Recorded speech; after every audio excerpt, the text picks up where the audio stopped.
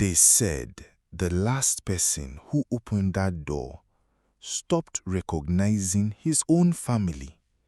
Not after days, not after sickness, immediately. In my uncle's house, there is one rule nobody breaks. Nobody goes near that room. It's not locked with chains, no padlock, no warning sign. Just one old wooden door at the end of a quiet corridor. But since 1999, no one has opened it, not even by mistake. And the strange thing, every night around 2 a.m., you can hear something inside, walking, dragging, sometimes whispering. My name is Chinedu. I was 16 when my parents sent me to stay in the village for the holidays. They said it would build discipline. I didn't argue. I liked the village. Fresh air, no noise, no stress. My uncle's house was big, old, and quiet. Too quiet sometimes. My uncle, Uncle Ifeanyi, was a man of few words. My aunt was warm, but always looked worried. And their son, Emeka, barely spoke. At first, I thought he was just shy, but later, I realized it was something else. My first night in that house, I woke up suddenly. No reason, just awake. Then I heard it. Slow footsteps dragging across the floor. I thought it was Emeka going to the toilet, so I stepped out of my room.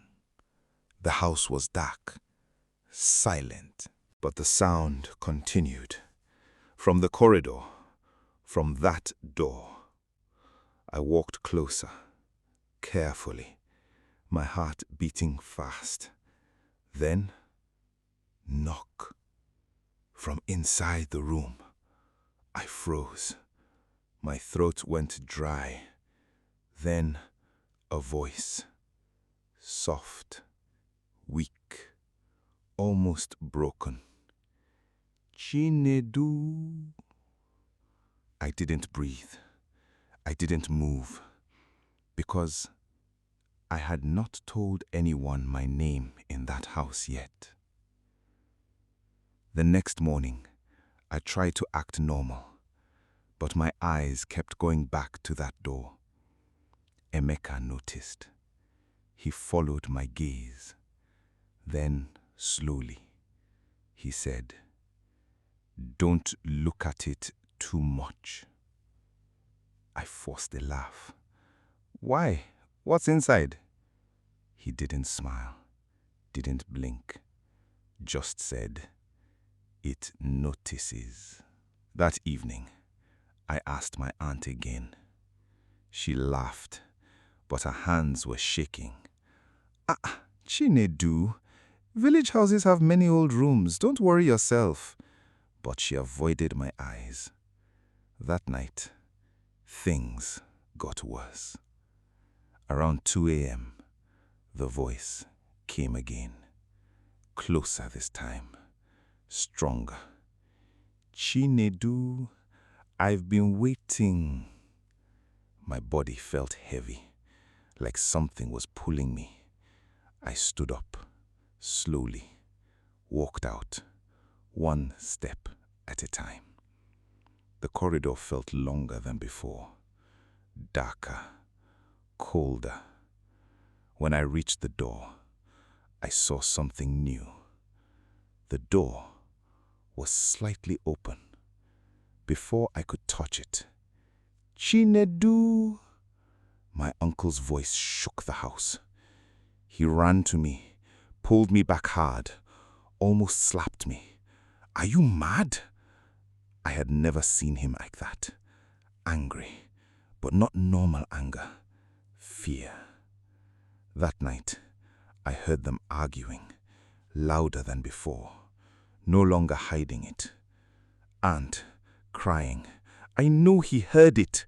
I know he did." Uncle, frustrated, shaking, This is why I said no visitors. This is why. Aunt, so what do we do now? Tell me. Uncle, low voice.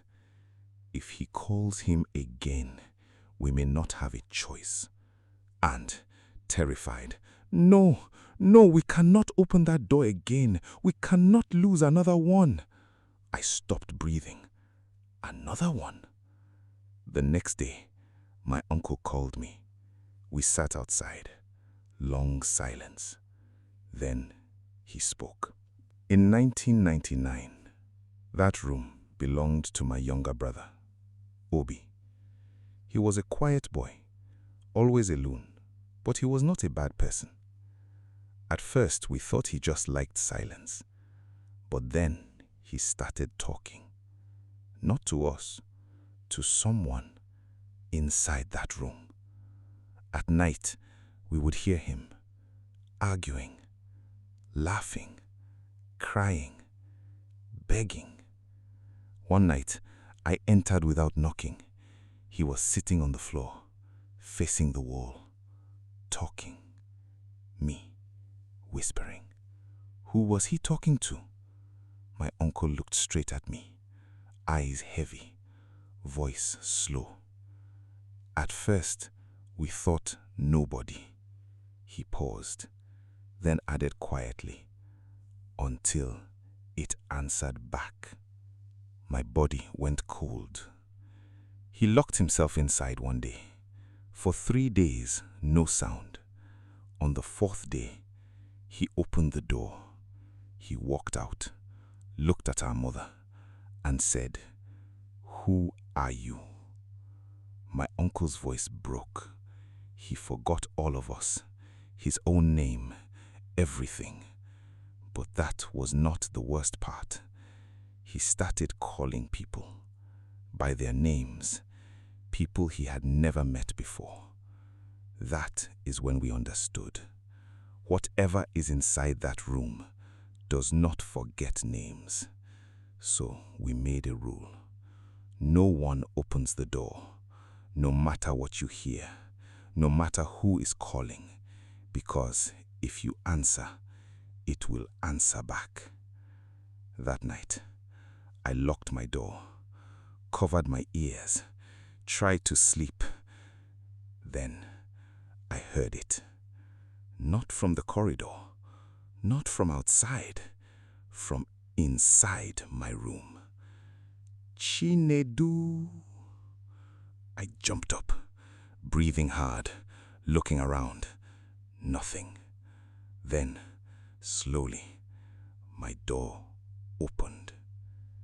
Emeka stood there, smiling. My aunt ran in.